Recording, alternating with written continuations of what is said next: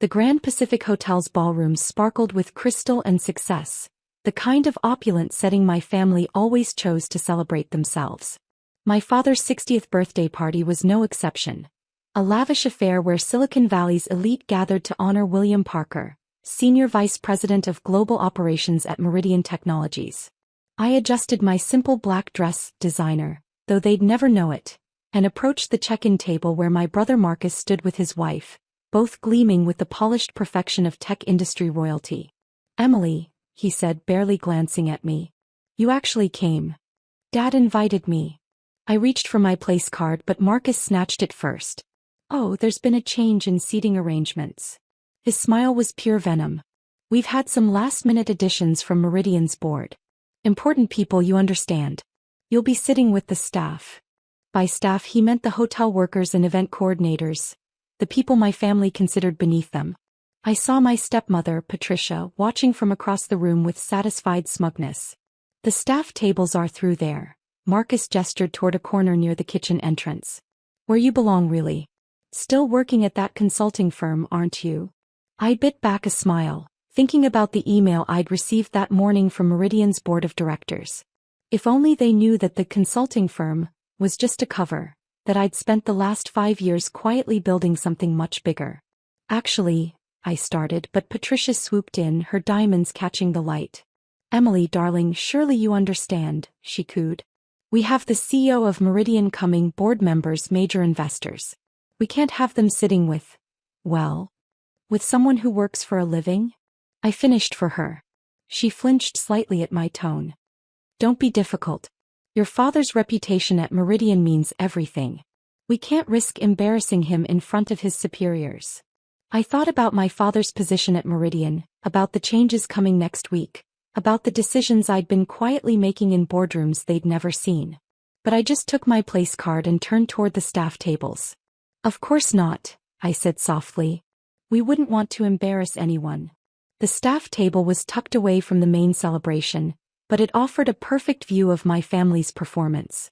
Marcus, holding court with mid-level executives, probably bragging about his recent promotion to regional sales director. Patricia, fluttering between influential guests, playing the perfect corporate wife.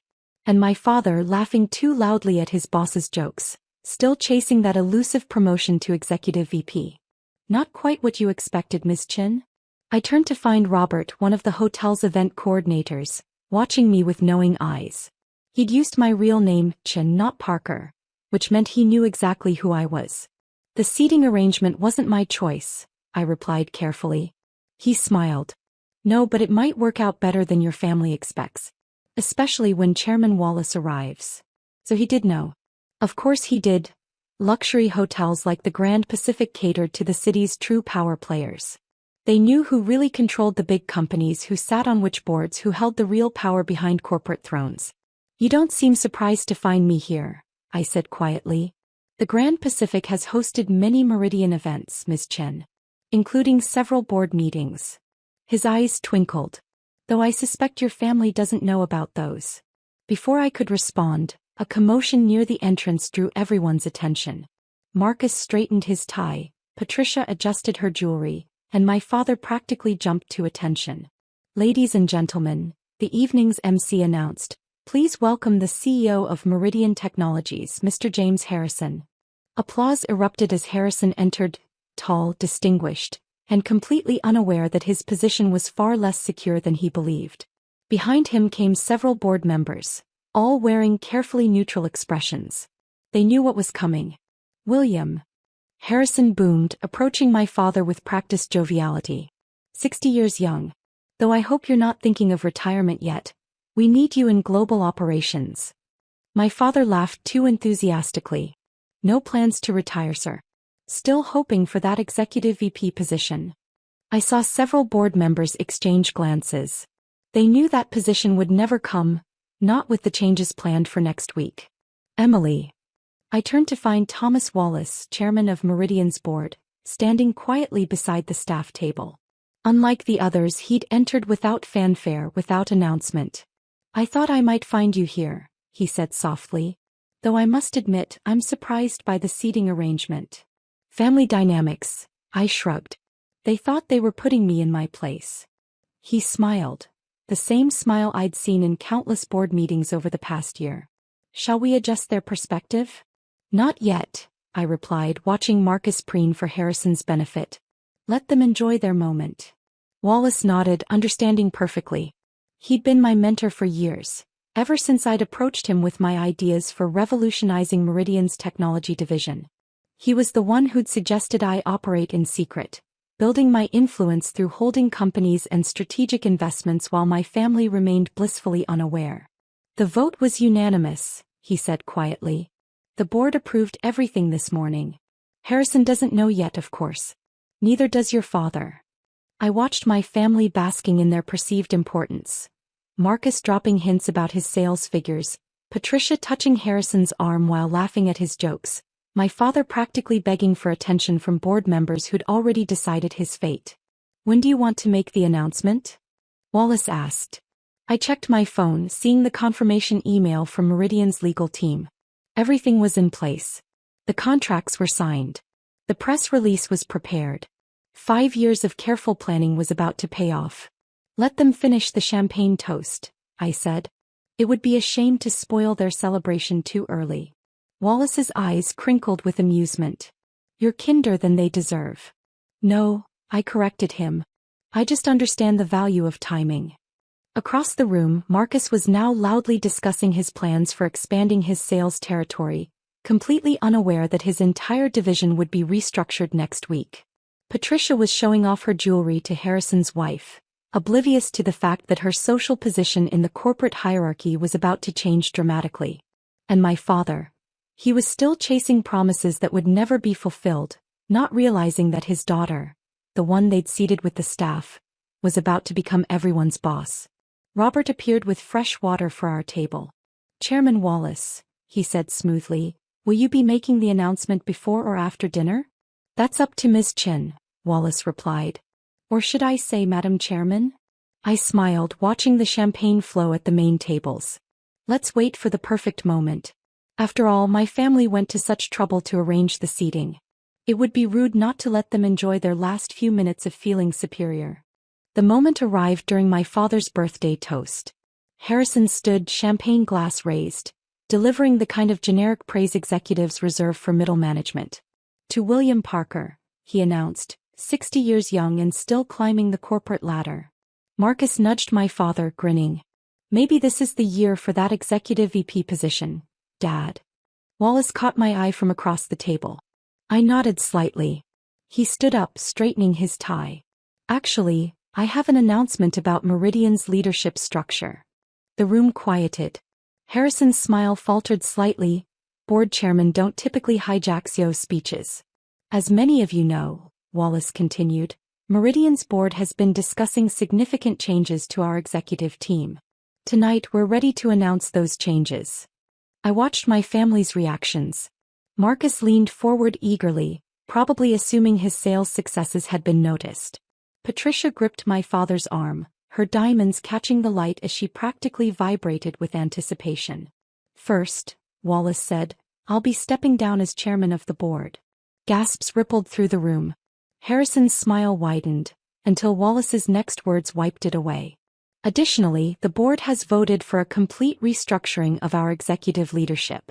Mr. Harrison will be transitioning to an advisory role, effective immediately. The champagne glass nearly fell from Harrison's hand. What? But the board never discussed. We discussed it extensively, Wallace smiled.